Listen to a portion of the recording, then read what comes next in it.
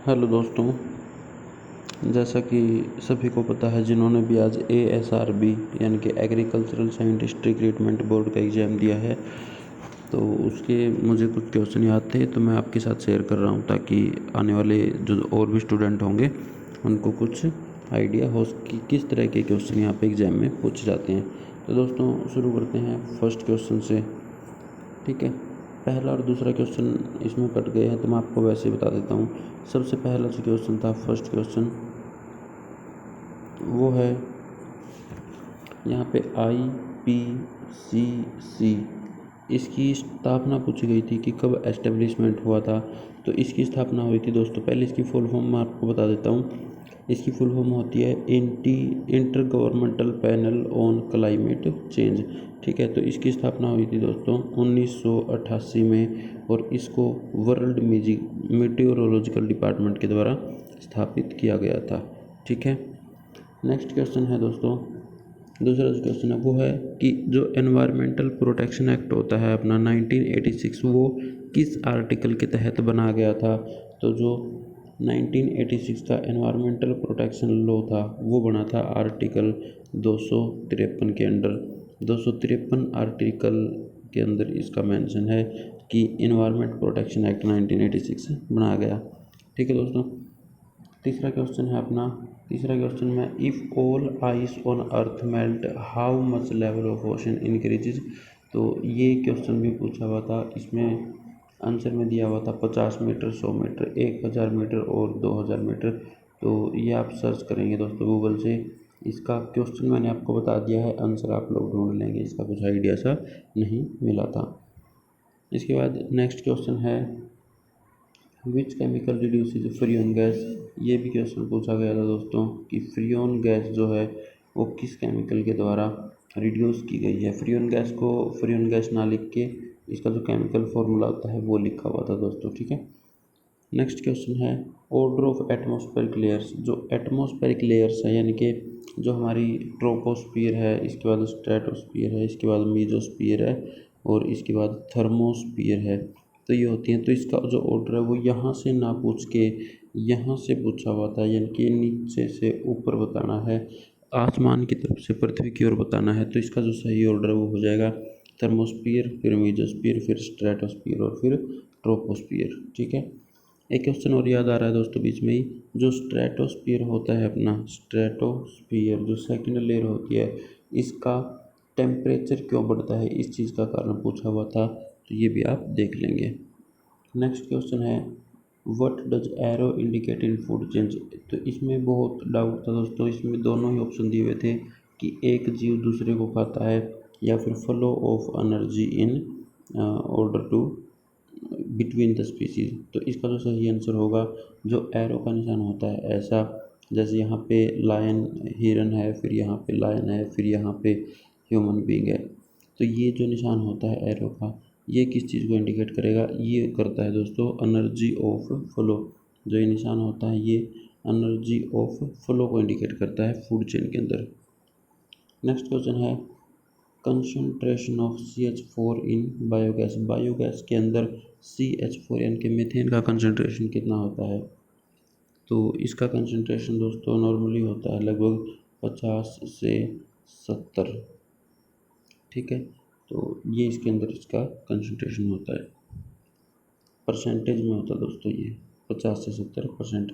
Next question है which particle is release in nuclear reaction. जब एक न्यूक्लियर रिएक्शन होती है तो उसमें हीट और लाइट को प्रोड्यूस करने के लिए को क्या पार्टिकल या एलिमेंट निकलता है। तो इसमें ऑप्शन थे अल्फा, बीटा, गामा या उपरोक्त में से कोई भी नहीं, तो इनमें से कोई भी एक, यानी कि इस तरह का क्वेश्चन आपसे पूछा गया है।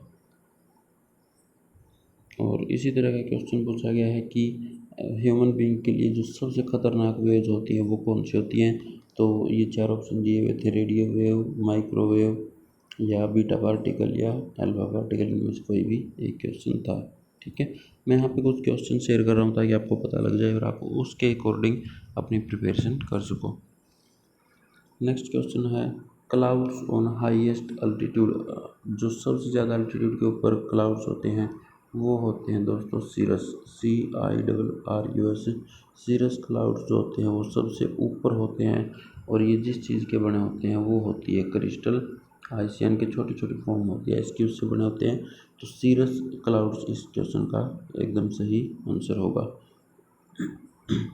नेक्स्ट क्वेश्चन है which particle is release in nuclear fusion. Nuclear fusion एक रिएक्शन होती है, उसमें कौन सा पार्टिकल निकलता है। उसमें भी ऑप्शन थे अल्फा, बीटा, गामा और प्रोप में से कोई नहीं। तो इस तरह का एक क्वेश्चन भी न्यूक्लियर फ्यूजन से पूछा गया था। नेक्स्ट क्वेश्चन है एक रिएक्शन होती है O3, किसके साथ H और न्यू ये पार्टिकल मिलके O3 बनाता है। तो यहाँ पे आपका जो सही आंसर है वो हो जाएगा O2 ऑक्सीजन। नेक्स्ट क्वेश्चन है एक दोस्तों अतनामी सिस्टम क्रॉप्स, इससे रिलेटेड कुछ क्वेश्चन था कि अतनामी सिस्टम रेन हार्वेस्टिंग में कौन सी क्रॉप्स उगाई जाती हैं ताकि वो पानी कम से कम ले, इस तरह का कोई क्वेश्चन था। ठीक है।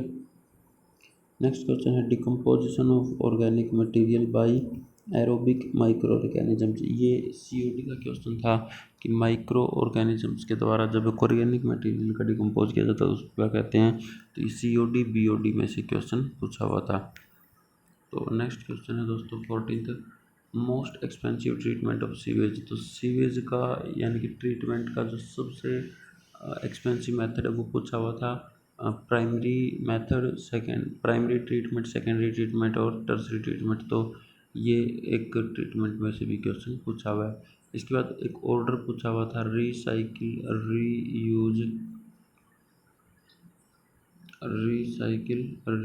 रिड्यूस और रिकवर, इसका कुछ ऑर्डर के बारे में पूछा हुआ था। नेक्स्ट क्वेश्चन है अपना बायोस्फीयर कंसिस्ट। तो इसमें दे रखा था कि कोर होती है या हाइड्रो साइकिल, मतलब कुछ ऐसा ही दिया हुआ था। तो बायोस्फीयर से भी क्वेश्चन पूछा हुआ था। नेक्स्ट क्वेश्चन है cycle of water from vapour to ocean, की वाटर वेपर से लेके ओशंस तक चला जाता है उसको क्या कहते हैं। तो उसको बोलते हैं तो हाइड्रोलॉजिकल साइकिल। नेक्स्ट है kelp is obtain by. Kelp कोई चीज़ होती है तो वो किससे ऑब्टेन होती है, मतलब किस चीज़ से वो बनती है। तो कैल्प जो होती है वो बनती है ब्रीस एल्गे से।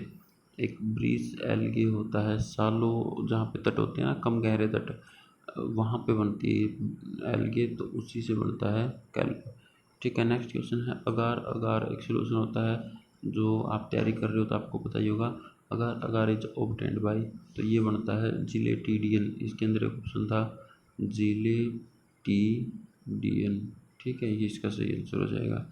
नेक्स्ट पूछा हुआ था एक क्वेश्चन रिन्यूएबल एनर्जी के बारे में कि रिन्यूएबल एनर्जी का सोर्स है। तो उसमें ऑयल, पेट्रोलियम, फॉसिल फ्यूल्स और सोलर एनर्जी दिया हुआ था।